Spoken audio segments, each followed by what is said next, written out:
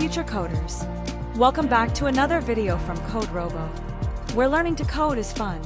In this video, we will continue our draw course, where we've been working on our alphabet series. Today, we're going to complete mission number 13, which is to draw the alphabet X. So let's get started. We'll begin by placing the pen.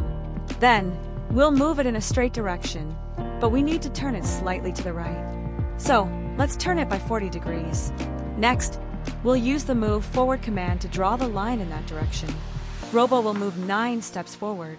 After that, we want to bring the pen back to the center. To do that, we'll move forward 4.5 steps, which is half of 9. This brings Robo back to the center. Now, we'll turn right by 98 degrees to draw the second diagonal line. Once that's done, we'll use move forward again. This time, we'll use the value 4.5 and then move backward 9 steps right away. Now let's click on the green button and see what happens. We'll wait for a moment. As you can see, the code block that is executed is getting highlighted with light color. Voila!